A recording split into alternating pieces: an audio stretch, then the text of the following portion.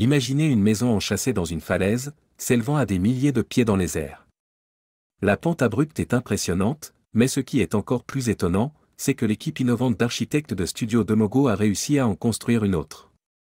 Alors que la construction en 2021 a déjà posé des défis significatifs, on ne peut qu'imaginer à quel point le processus a dû être complexe pour ériger la maison originale, Buffa di Perero, il y a plusieurs décennies.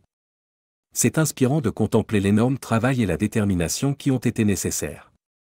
Ces jours-là étaient très différents de notre époque contemporaine, dépourvus des commodités technologiques que nous avons aujourd'hui. Chaque brique posée et chaque pierre mise en place raconte une histoire de persévérance et de courage. Ce nouveau refuge, baptisé Bif Fanton, se dresse presque à la même hauteur vertigineuse que Buffa di Perero. Niché sur le sentier de Marmolada dans les Dolomites, il atteint une altitude impressionnante de 2670 mètres, soit seulement 76 mètres de moins que l'abri précédent. Même avec la technologie du XXIe siècle et étant à une altitude légèrement inférieure, la construction de cette structure remarquable s'est avérée être un effort difficile et exigeant.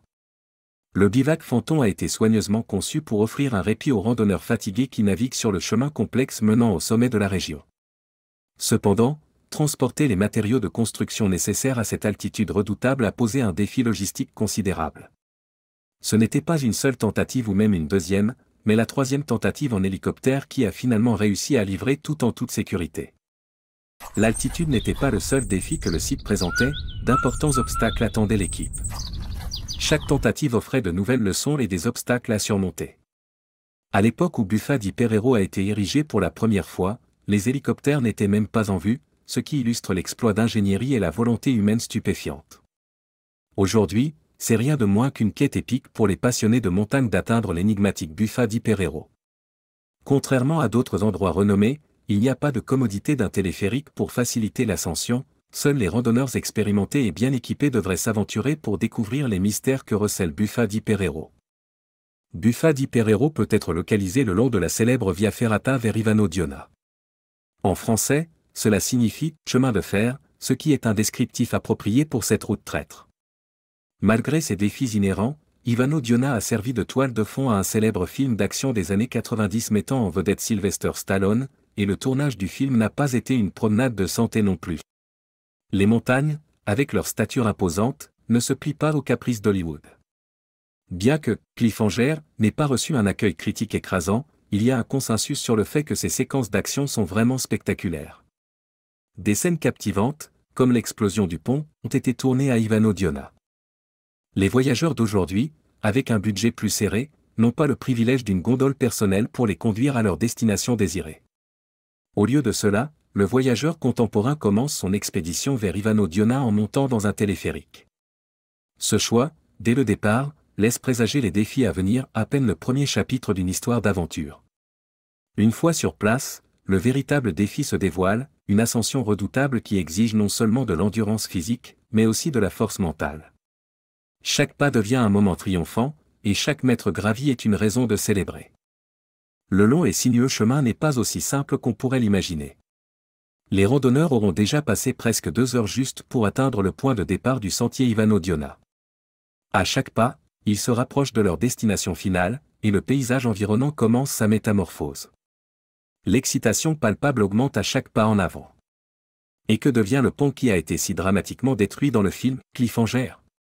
Pour ceux qui rêvent d'atteindre cet endroit emblématique, de nombreux défis les attendent en cours de route. Le paysage se dresse grand et redoutable, mais l'esprit d'aventure peut bien surmonter chaque obstacle qui se présente. Après avoir navigué à travers les marches, les échelles et traversé plusieurs courts tunnels, les voyageurs sont enfin accueillis par l'emblématique pont de Cliffhanger. Il représente une étape importante dans leur trek, reconnu par beaucoup comme un symbole de leur progression. Peut-être y a-t-il un moment pour faire une pause, admirer la vue à couper le souffle et canaliser son Stallone intérieur. Cependant, le voyage ne s'arrête pas là, il reste encore des chemins à parcourir avant d'atteindre l'énigmatique Buffa di Perero. Les panoramas changeants offrent des récompenses constantes, mais le chemin est semé de surprises et de virages inattendus. Les randonneurs seront sans aucun doute reconnaissants de ne pas avoir la tâche de transporter des matériaux de construction en montée. Leur appréciation double alors qu'ils s'engagent sur la descente vers Buffa di Perero, serpentant à travers les Dolomites alpines. À chaque descente, les vues deviennent de plus en plus panoramiques, rendant le voyage vers le bas une récompense en soi. Après un parcours épuisant, qui peut durer près de 4 heures, les aventuriers gravissent la montagne, traversent des tunnels ombragés, descendent des échelles métalliques, traversent un pont à couper le souffle et négocient des sentiers difficiles. Ce modeste abri, profondément enchâssé dans l'étreinte de la montagne, témoigne de l'ingéniosité et de la résilience humaine.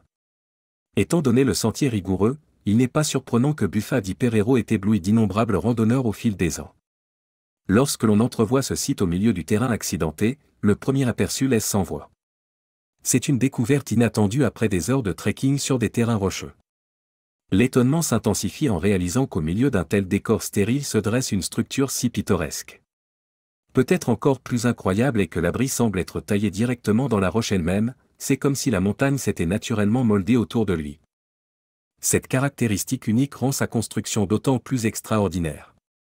Il est presque inimaginable de penser qu'il n'y a pas si longtemps, quelqu'un a décidé d'ériger une telle structure isolée. Les matériaux n'ont évidemment pas été téléportés là-haut, ils ont dû être transportés ou extraits des environs. Ce havre n'est pas qu'un simple abri, il symbolise l'audace et la volonté humaine. Les murs extérieurs du bâtiment semblent être fabriqués en pierre, correspondant apparemment aux montagnes environnantes et expliquant facilement son choix comme matériau de construction. Un choix solide qui lui confère une intégration presque harmonieuse avec l'environnement. Cependant, ce qui reste une énigme, c'est l'intérieur en bois finement travaillé, les fenêtres encadrées et les chaises sculptées. Celles-ci n'ont pas pu être uniquement fabriquées à partir de matériaux issus de la montagne. L'existence de ce domicile, avec tous ses détails, accentue sa présence mystérieuse et inspirante. Un avertissement pour les jours à venir, le toit de la structure semble également avoir été construit à partir d'un mélange de bois et de pierre.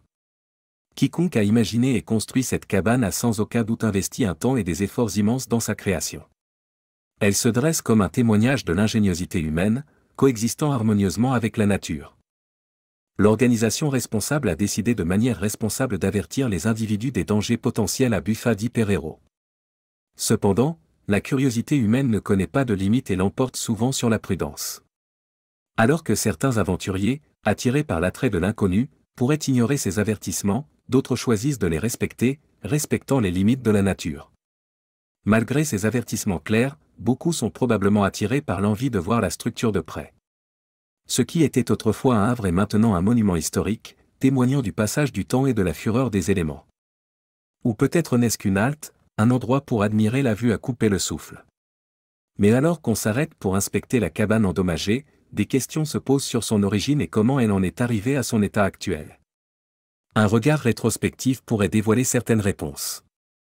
Ce segment des Dolomites n'est pas seulement renommé pour avoir servi de toile de fond à un film médiocre mettant en vedette Sylvester Stallone.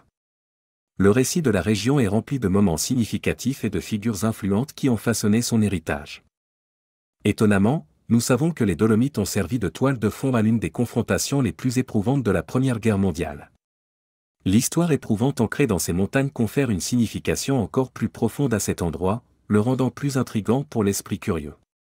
Le conflit silencieux et invisible, les escarmouches dans les Dolomites, faisait partie de ce qu'on appelle la guerre blanche. Ce conflit féroce opposait les forces italiennes aux troupes austro-hongroises dans des combats menés à des altitudes vertigineuses, chaque camp combattant à la fois l'ennemi et les éléments redoutables.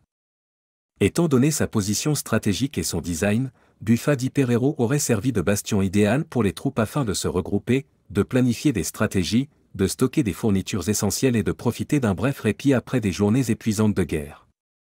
Alors que les nouvelles des dommages causés à Buffa di Perero se répandaient, la préoccupation principale exprimée par les commentateurs était la restauration de la cabane. Cela reflète le lien émotionnel profond que beaucoup entretiennent avec cette structure historique emblématique. Ce havre est à la fois un sanctuaire pour les randonneurs modernes et un chapitre intégral de l'histoire de l'Italie. Pourtant, à l'heure actuelle, il n'y a pas de nouvelles concernant des initiatives pour restaurer Buffa di Perero à sa gloire d'antan. Elle se dresse en sentinelle, vestige du passé, témoignant des événements tumultueux qui s'y sont déroulés.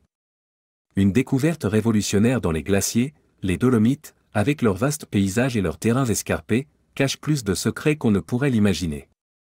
Les Dolomites, en particulier, se dressent comme un témoignage vivant de cette riche tapisserie historique. Des histoires oubliées et des trésors cachés continuent d'émerger, étonnant et captivant ceux qui ont la chance de les découvrir. Chaque découverte est comme un récit inexploré des sommets lointains, nous rappelant la vaste tapisserie de l'histoire encore à déchiffrer complètement.